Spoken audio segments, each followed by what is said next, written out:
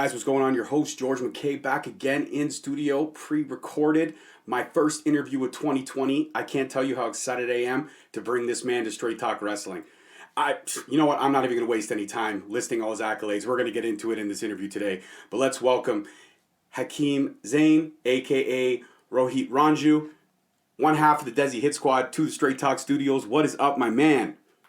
Ladies and gentlemen, it is the jaw-jacking Tuesday night impacting. His mother called him son because he shines like one mocha-skinned manimal, handsome HAKIM ZANE, or a.k.a. Ravishing ROHIT RAJU. How's it going? It's going great, man. You know what? I'm honored to talk to you. I have watched you for a few months now. Thank God for Impact Plus because I'm able to catch up on things all the time. But I've also watched a couple of your indie matches. I was able to see you at Destiny Wrestling back on Thanksgiving week here in Canada back in October. And man, you lit it up. That tag team match, whoo, that was one of my favorite matches of the night. It was very special for me. It was supposed to be myself and Lionel Knight. Mm-hmm. We did that match. Man, I can't remember where it was, but it was like a Destiny, I guess you could say, house show. And then Lionel couldn't make it for whatever reason. And then when I heard Jake something was going to be my tag team partner, it was four Michigan guys getting in the ring, tearing it up. And the response from that crowd, it was what it's all about, man. It felt great, and it's why I love professional wrestling. Oh, 100%, man. I was in that crowd. My daughter was there. She had the opportunity to meet you and Jake something. It was actually her birthday weekend, and you guys made it. That's right. I remember that. Yeah, you guys made it very special. You took a picture with her. I actually printed that picture out, and she has it hanging on her dresser. She's a huge fan, man. That's awesome. I love to hear that. So one of the first questions I always ask HAKIM is, I like to call it the defining moment. It's when you fell in love with this business we're going to be talking about today. Do you remember your defining moment? A lot of people ask me that, and my first memory, as soon as I saw professional wrestling, I fell in love with it. And my first memory was a clip of the Road Warriors beating up the Koloffs in a Russian chain match. And at the time, like these guys, the Road Warriors were larger than life, you know what I mean? Jacked to the gills. They looked like something straight out of Mad Max. And I was like, oh my God, what is this? And my dad told me, and then I was introduced to Hulk Hogan, Hulkamania, and then Macho Man. And these characters were real-life superheroes. So at this time, as a child, I'm instantly glued to it. And I had to be a part of it. I wanted to be a part of it. I would mimic it. I used to wrestle this stuffed animal and this big teddy bear, and I would record it, and I would do all the voices, and I would cut the promos and try and do all the voices. And I had this yellow shirt. It was a Superman shirt, and my mother cut the back of it so it looked like Hulk Hogan's.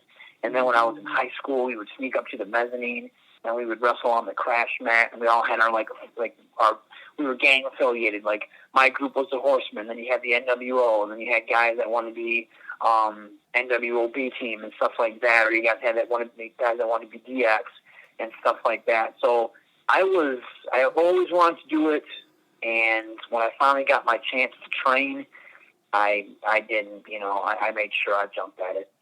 So who did you train with? I first started out with a guy named Xavier Justice out here in Michigan. When I got done, I trained with him for 6 months. When I got done with him, I would make my rounds. Then I started going out to the House of Truth, Truth Martini School in Detroit. I would get some tips from him and a lot of the other guys that would go there. Years later, I just kind of wanted something new, some new training.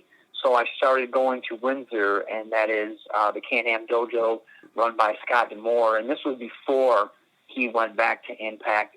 Myself and Jake Something, Joe Coleman, Idris Abraham, we would just go up there. Well, Idris was trained there, but we would go up there just because we wanted, you always want to stay fresh.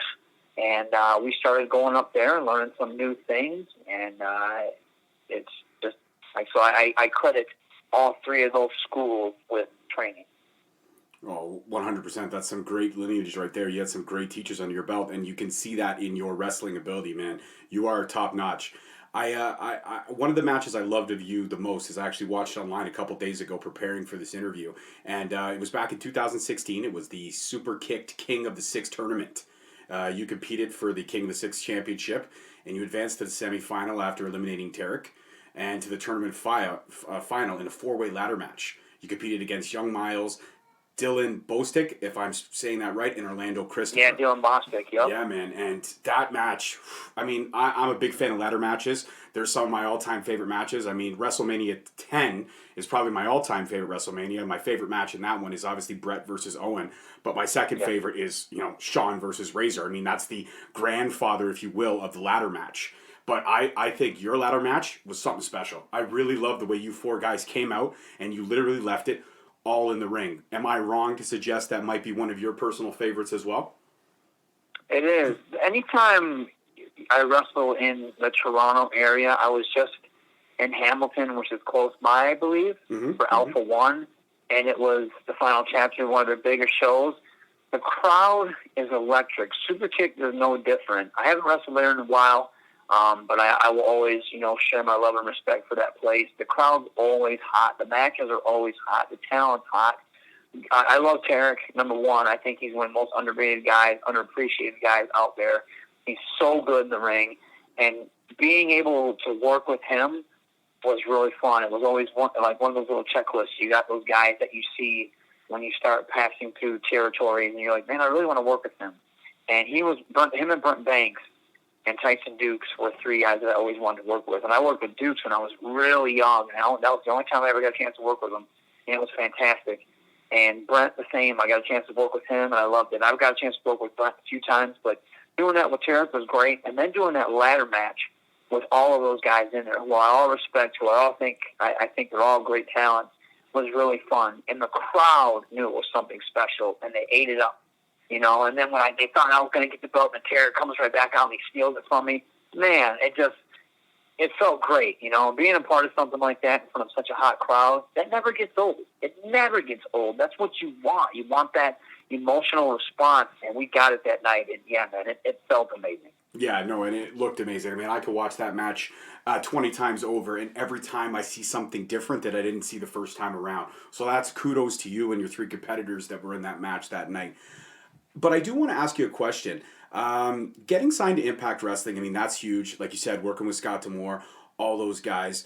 And as you're working your way up through the ranks, I mean, I've seen some of your indie promos, and your promo ability is like to the nines, man. You remind me of, and I think you've actually said that in an interview when I was looking up some more, getting all my information together. You kind of feel like you're the Rock, right? Because, and I agree with that in terms of the promo skills. Because man, when you have that mic in your hand, you flow. It's not pre-rehearsed. It's not like you're thinking what the next line in the script is. It's just natural. And I just wish that I could see a little bit more of that in Impact. And I know that's not your decision necessarily, but I really wish... not. Yeah, I really wish the promo skills, I really wish they would let you guys kind of cut on the mic, because they're doing so many great things over there, like pushing Tessa Blanchard, number one contender, all that kind of stuff. That's huge. I mean, that's a barrier broken right there. We could have our first female heavyweight champion, and rightfully so. But I just wish that they would kind of let you hold that mic a little bit more. Do you kind of feel the same way about that? Dude, I have asked for the microphone. I have pitched things. And first of all, I want to say, right now we're breaking another barrier. Right now, the Impact is on Access TV. We're doing the IPWF, the old school throwback show. Unfortunately, I couldn't have been on that show. I wanted to so bad, but it's a throwback. So everything's like old 80s style, 60s, 70s, 80s style wrestling. Nobody else does that. WWE doesn't take their break, you know what I mean, to do something like that. Sure, they gave you like the little side thing they did on the network. AEW, they're still kind of fresh, so they're probably not going to do something like that right off the bat. But Impact's taking those risks. And people always want to badmouth us. They always want to, and of course, this obviously is going to air later on, so that's, when this happens in January, it's not going to be on right now, but people will know what I'm talking about. But we take those risks, and we have this stigma that I talk about in every podcast that I wish, people, okay, it's done. It's new management. We're not the same old company that was making bad mistakes in the past. Sure, there's still rough waters here and there, but, man, we're doing a really good job of breaking barriers, pushing Tessa to the moon. She's like one of the best wrestlers, male, female, out there. It doesn't matter. She's, like, fantastic. And then you pair her up with Sammy, who is a freaking genius out there. That's something, you know what I mean? That we're doing things that other people aren't doing. However, going back to what you were saying, yes, man, dear God, one of my strengths, I'm not as athletic as the Rascals, okay? Mm-hmm. I am not as big as cousin Jake something. But I am better than anyone else at what I do. My intensity in the ring, how smooth and crisp I am in the ring, and then you mix that with my character work and then my promo. My promo is the cherry on top. I'm doing something. I did something recently at AAW, a huge promotion in Chicago, and it turned the page for me. And it had to do with my promo. I cut these promos under a mask. Nobody knew who it was. They kept saying it was Eli Drake. They kept saying it was Austin Aries. They kept saying it was all these top indie names. And it was me. Kind of a virtual unknown, you know what I mean? Because at Impact, I'm still low man on the ladder, and I'm really trying to climb up that ladder. I'm scrapping.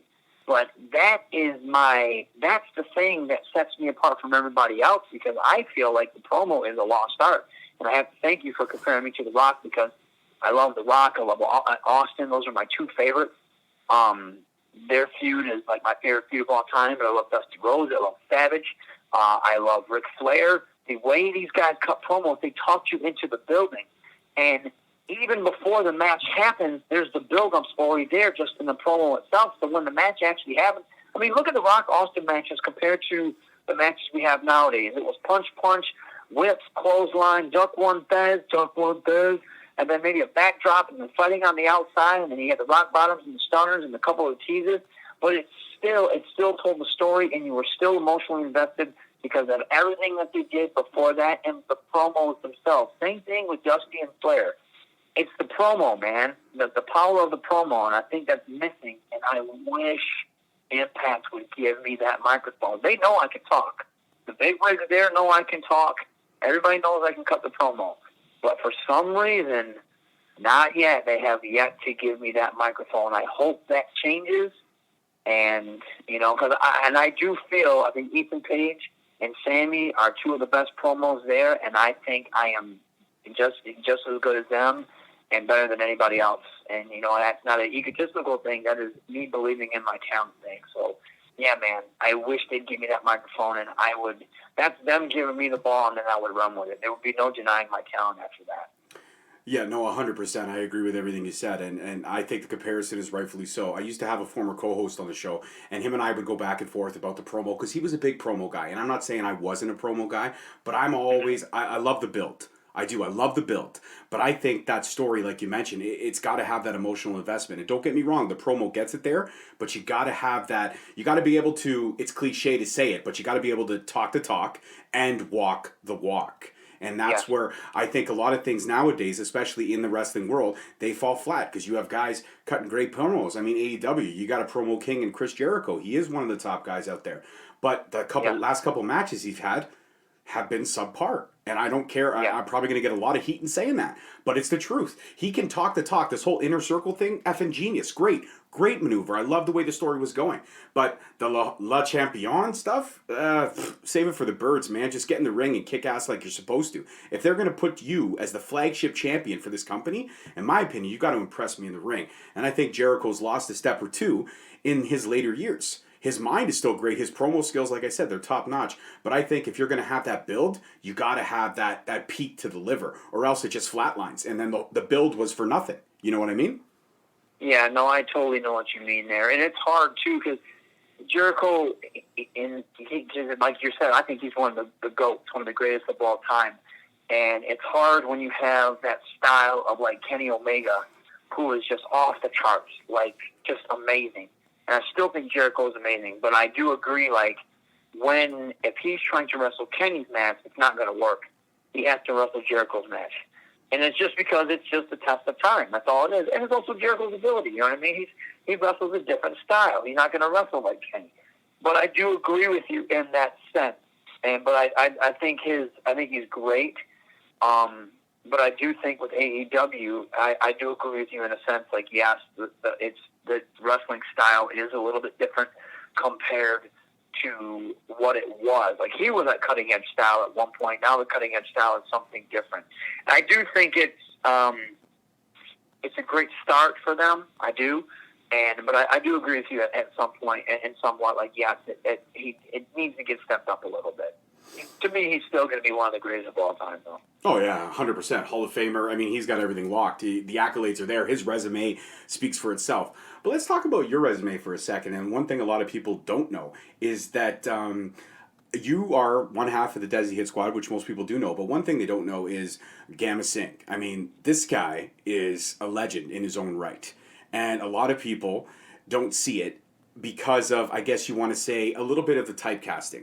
You know, all the Indian guys within the organization, they throw them together. Desi Hit Squad. I love the Desi Hit Squad. It's changed a few members here and there, but I still love it. I think it's a great shtick. I mean, I live in Brampton, Ontario, Canada. It has one of the highest Indian populations. I have a lot of Indian friends. They're all fantastic individuals, man. I myself, I love the butter chicken. You got to give me some of that cheese. Oh, that cheese is so good. And the naan bread, dude, I can eat pounds and pounds of that. I know I'll live to regret it because it's so much bread, but I could eat pounds and pounds of it, man. It's a staple here. And the culture, I love the culture. I respect the culture so much. But, I mean, the good thing about being with the Desi Hit Squad is that you get to work with a guy like Gamma Singh. I mean, this guy, I watched him, and I think you mentioned it in the interview as well. You guys were over in Mexico. And out of nowhere, he cuts a promo in Spanish, but he's insulting the crowd in their own language. And then he goes right back, just fluidity from Spanish, boom, flips the switch, and he's back to talking Punjabi, and it's fantastic. And I think mixing you with him, that's huge because that gives you that like learning ability because you're still going to grow, you're still going to evolve over time. But do you kind of feel like you're in that bubble, like you're being typecast, if you will? Yeah, you know, I love being a part of the Desi Hit Squad. I love being with Gamma. People don't. Like you said, he's so underrated. I always say he's such a jewel. You know what I mean? He's such a diamond in the rough. And people just don't get it. Like, Gamma's such a worker. Look at it. If you can, if you watch the 80s thing, he works with Eddie Edwards. And he's so good at what he does and what he can do. And I love to pick his brain. I love to sit back and listen to his stories of Stampede when he was in Calgary, and I love to when his tours in South Africa, listening to his stories about Don and listening to Don talk about him. You know what I mean? Don Callis will talk so highly of him, and you see it. And he's and Gama's such a classy guy, and he knows how to work the crowd. That's the thing. He knows how to go out there and work the crowd, which a lot of people don't know how to do. Like you mentioned the thing in Mexico, I didn't know what he was saying, but I was blown away because when he's like, I don't know how to really say much in Spanish, and he goes out there and cuts his whole poem in Spanish. I was like, yeah, okay, you don't know how to say much in Spanish. But we didn't know what he was saying, but as soon as he started speaking Spanish, the crowd cheered because they appreciated it. They appreciated that he was addressing them in Spanish, and all of a sudden, you just hear this flood of boos, and it's like, man, Gama is just gold. People don't get that. I do feel like sometimes we are stereotyped, and a lot of people right off the bat, they're like, oh, they're foreign, they're brown, let's boom. You know what I mean? That you almost can't escape that even in today's day and age. Which, yeah, that's annoying. But I will say this, they do let me go out there and be me. If you ever see me, whether it's ROHIT, RAJU, or HAKIM Zane's a little bit more angrier than ROHIT, but it's me being me, you know. So I can't.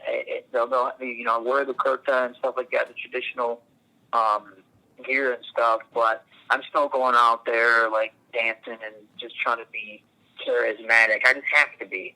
But I do feel like sometimes there is still a stereotype there. However, that's Gama, though. You know what I mean? I can't say they're stereotyping Gama because Gama he's a legit proud Indian man, and same thing with Cheryl, legit proud Indian man, and he's straight from India. And Cheryl wants to do a little bit more militant stuff than kind of the stuff that we've been doing. So I'm hoping we can mix the two, and it will help us grow a little bit more and grow a little bit into something different. But we'll see. We always pitch stuff to them, and we have to make sure. There's a lot of things in the culture that, like when we first started doing stuff, like, you know, because they don't know, we have to make sure, like, Gama speaks up, like, hey, we can't film it this way because that will disrespect our culture. That will really make a lot of people upset in India.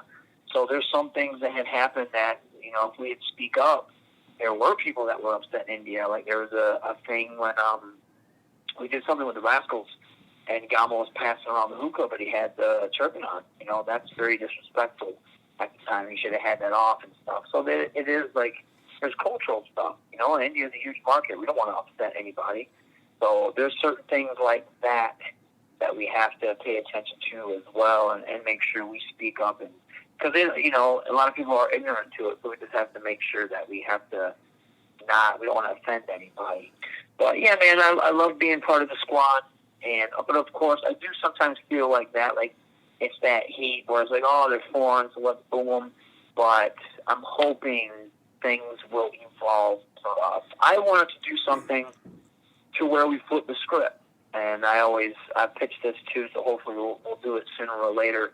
It's where we say, you know what, you boo us, but why you even boo us? You chant Quickie Mart, yet you guys are the ones going in there and spending the money. And man, this man came over from India and he opened up his own business. He's really living the American dream while you're catching type 2 diabetes from getting this, you know, buying your next slushie. Or there's a yoga place everywhere out here, or if you want to feel cultured, you go eat Indian food. Or what about the Kama Sutra? You know, that's Indian. You want to adapt these cultural things from us, but you want to boo us. You know, you want to take pride in Indian things, but you want to boo the people that actually brought it to you. So I kind of want to flip it like that.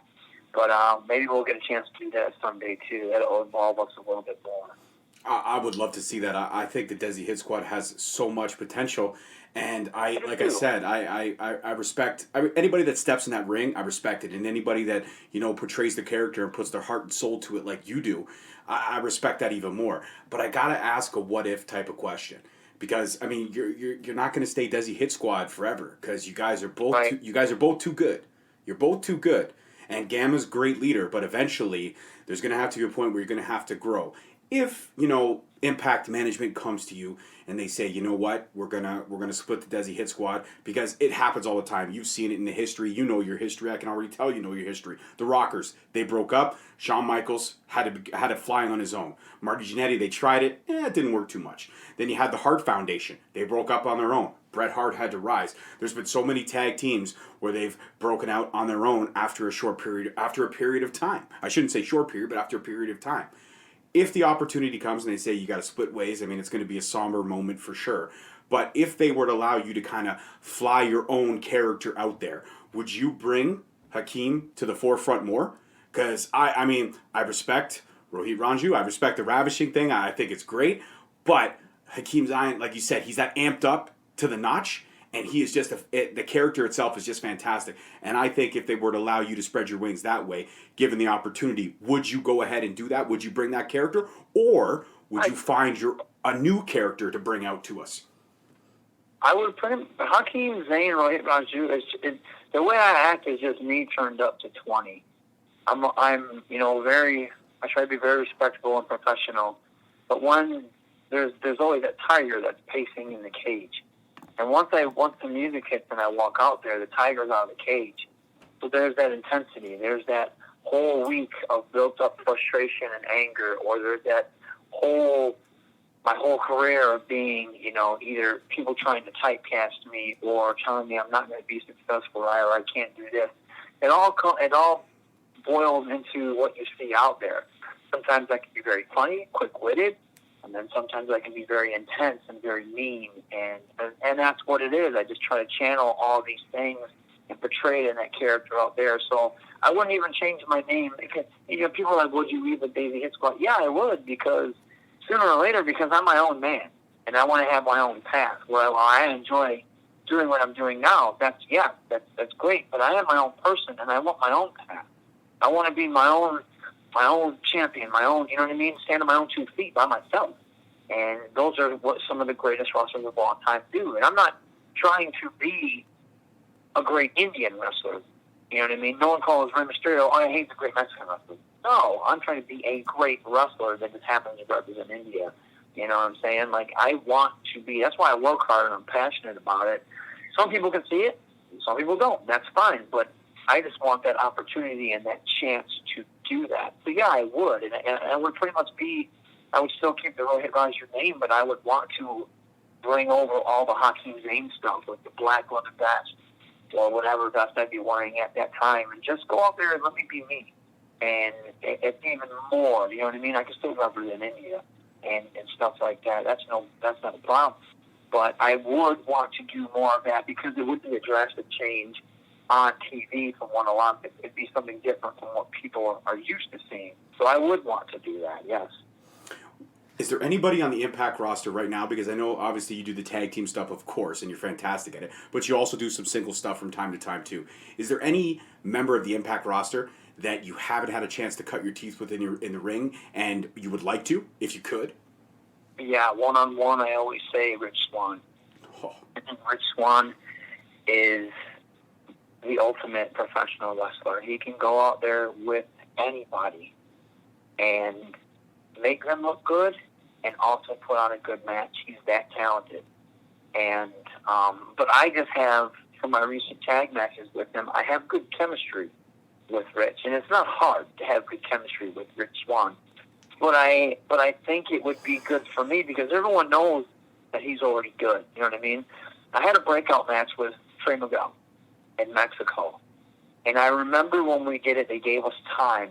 And we went out there.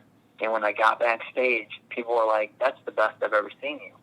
And it was because I was comfortable. I had time. It was me being me in the ring, and I worked well with Trey.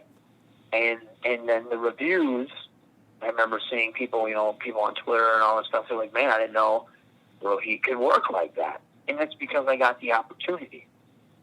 And a bigger scale, because Rich is he's such a huge name at Impact right now. I think that would help elevate me to the next level as well, because it will show that I can go in there with top guys. And I feel like I could. Shira and I had a tag match with Brian Cage and Eddie Edwards recently, and that was good. And it's crazy when you work with a guy like Eddie and Cage, but Eddie's on such a different level. He's so underrated. Like, man, you get in there with him, it's almost intimidating at times because he can shift gears on a moment's notice, and you have to be able to keep up with him. Same thing with the OVE guys. They're like that. They're almost on a different level. But I would love to work with Rich. I want a one-on-one. I want 8 minutes at least, and I just want a good, solid one-on-one match with him because I'm pretty sure I could perform in terms of head. And Rich is going to look sweet either way, so he's losing anything. Yeah, no, I think that match, when you said Rich Swann, man, I just got chingles over that. That would be one hell of a fight. And I think you guys would both put on something special. We mentioned earlier ladder matches and stuff like that, and I'm pretty sure in your accolades you've done a few more, stipulation-type matches. Is there a stipulation match that you haven't done yet, or maybe that you haven't perfected that you'd like to as well do, given the opportunity? Not really. Gimmick matches are fun and stuff like that. I actually, myself and Myron Reed, just wrestled in a steel cage, which is, you want to always, and I've wrestled in a steel cage a few times, and it's cool. You always want to be creative. Same thing like ladder matches or no holds barred matches. And all honesty, my favorite thing going out there is just going in the ring and figuring out what kind of story you want to tell and making it work and making it exciting. Like, it's wrestling, man. I mean, you go out there, some of the best matches you've ever seen, you think about the triple threat tag matches, the TLC matches. But some of my favorite matches of all time are just Ricky Steamboat versus Ric Flair back in '89, stuff like that. Low Key versus Amazing Red from early Ring of Honor days. It's just matches. It's how you're going to tell the story. And to me, I guess you could say perfecting. When you ask about perfecting, it's just perfecting my craft. And you'll never perfect your craft, but it's being able to go out there and work. I guess you could say work like your character, but also do something different in the match, entertain the crowd, and just get everything wrapped up in one big bow and make it a success. That's what I'm really wanting to do. No match in particular, just being able to go out there and try and steal the show and make sure people remember who I am when they leave, that night. Absolutely. I love the answer to the question. I think it was very honest and very heartfelt. And that's what I appreciated. And that's what we appreciate here on Straight Talk Wrestling because we're all about the straight up and straight to the point honesty. So I appreciate the answer. I wanted to speak to you about your last match at Super Kicked, if we can go back to Super Kicked. It was in May of 2018. And you fought Psycho Mike. I had him on the show last year. He's an absolute great guy. He's hilarious, humble. He's everything. I want to kind of get your take on the comedic wrestling, if you will, for a second, because a lot of times I feel like the comedic wrestling, if done in the right way, is a show stealer. And you've got one of those guys on the Impact roster in Joey Ryan. I mean, the whole King of the Dong Stick, it's hot right now. It's one of the funniest and most entertaining things in wrestling, outside of the in-ring ability of all the great talent of such as yourself and all the Impact Wrestling. But Psycho Mike, how was that match for you? I mean, I know you defeated him via disqualification, but is that match a match that kind of sticks out in your memory as one of like your favorites in Super Kicked as well? One of my favorite things was just teaming up with him because he had the split personality, and Psycho Mike's super underrated.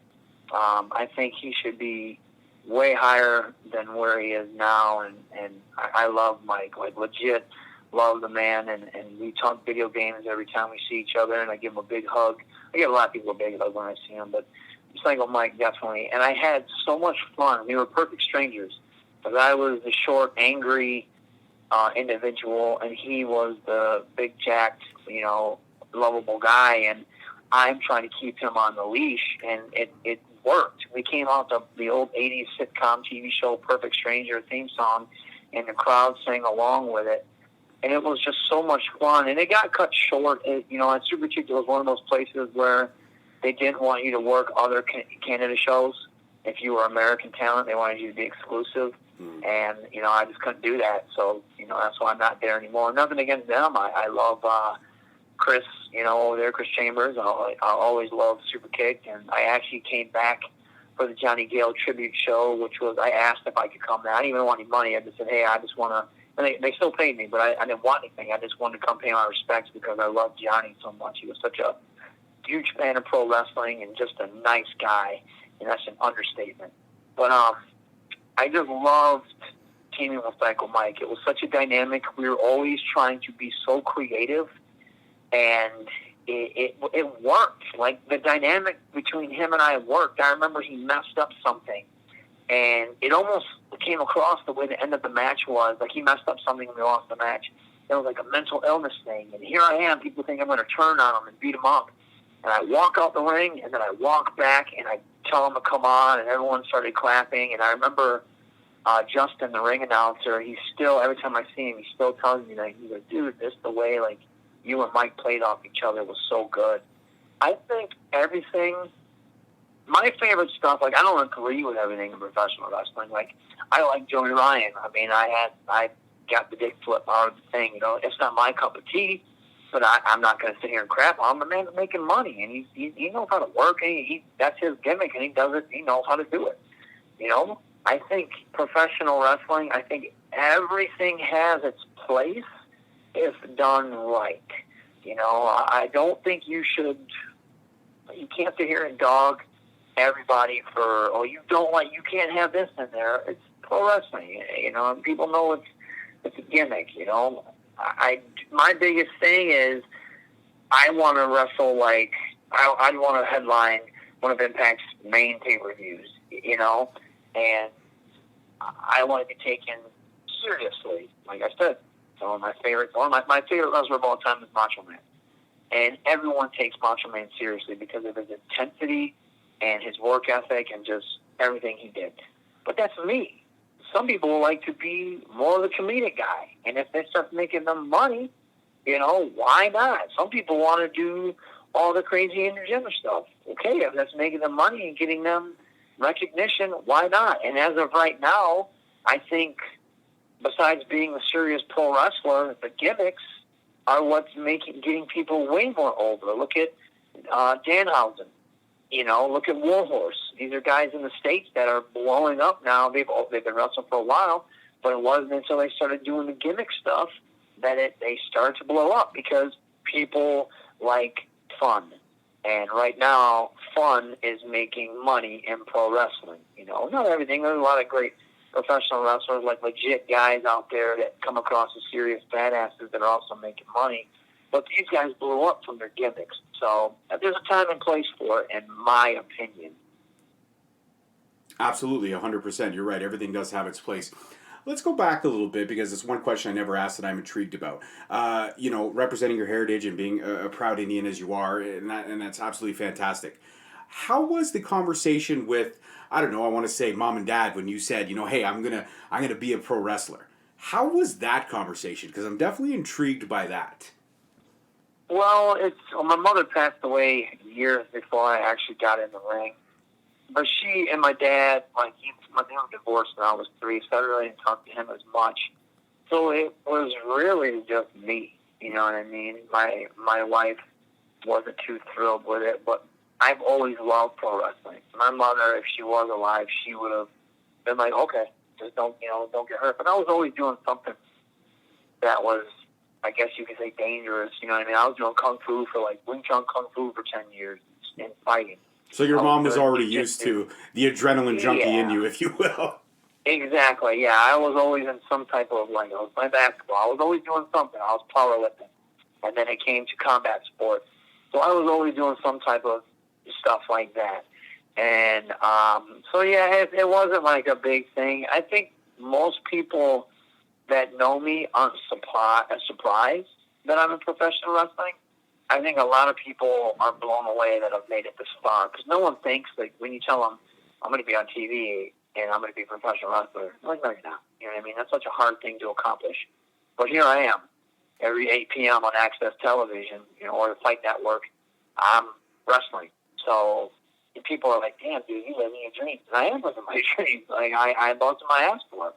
So I don't think that's anything. The only thing is, it takes a toll on being gone a lot.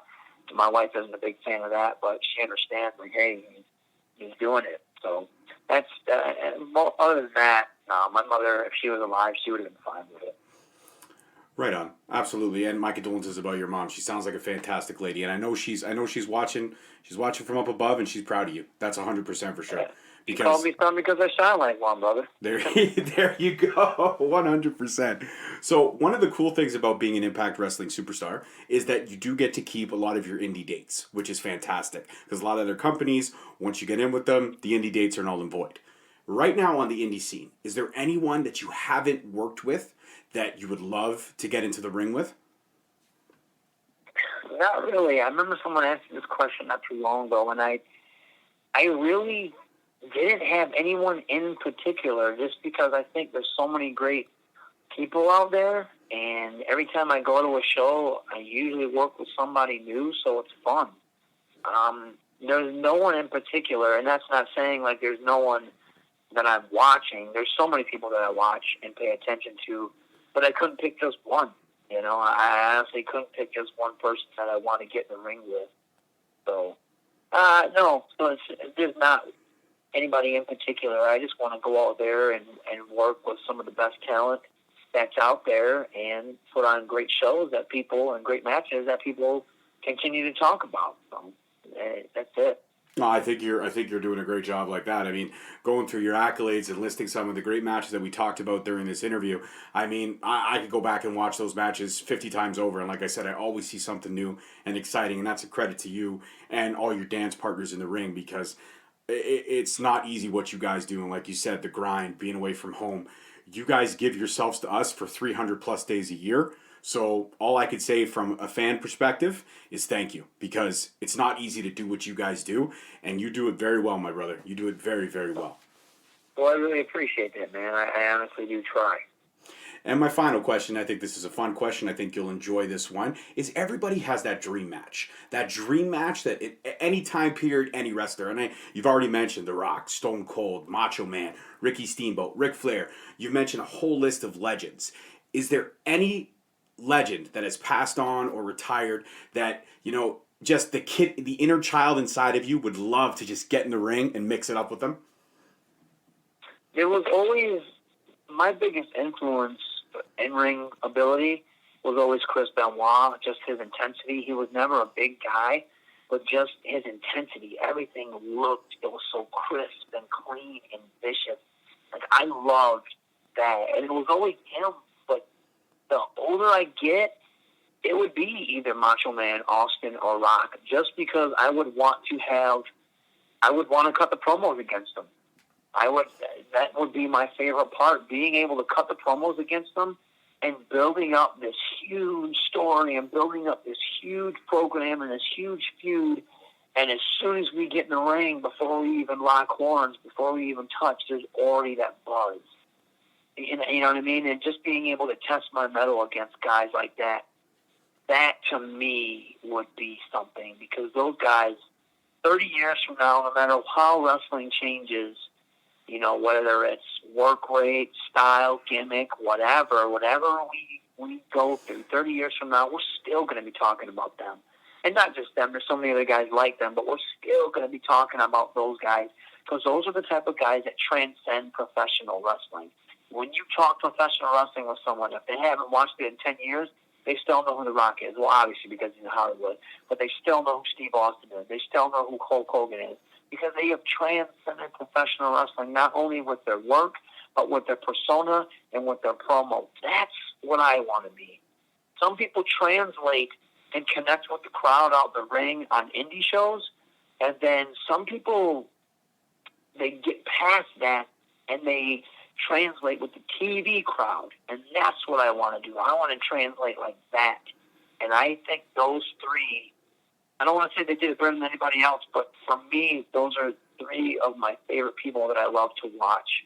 So going back and forth with them would be an honor, and then learning from them would be even a bigger honor. So those would be one of my dream matches right there. And I think that's a great way to cap off this interview. Hakeem, I want to thank you again for taking the time out to be on my little wrestling podcast. It means the world to me. You are an absolute talent. You're a pleasure to speak with. And I want to take the time right now to let you know you are officially now a member of the Straight Talk Wrestling family. Anytime you want to call me up or get back on the show, or if we run into indie shows and I got my equipment with me, you want to do it all over again, I would absolutely love to carry on this conversation with you. Well, I appreciate it, man. Like I said, I'm always down to talk shop.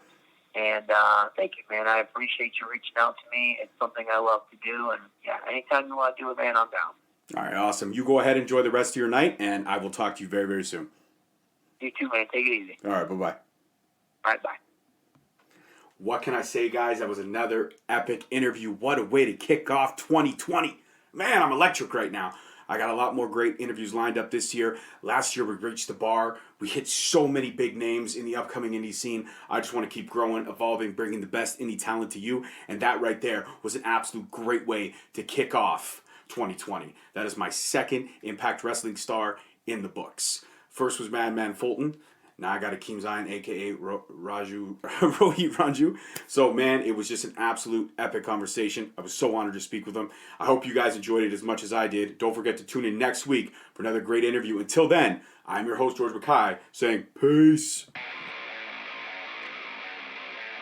Thank you for listening. Tune in next week for another episode on Spreaker, Stitcher, Spotify, iTunes, Google Play, and iHeartRadio. Also follow us on Facebook at Straight Talk Wrestling, on Instagram at Straight Talk Wrestling, and on Twitter at _Straight Talk. And for all our merchandise, you can search us on ProWrestlingTees.com.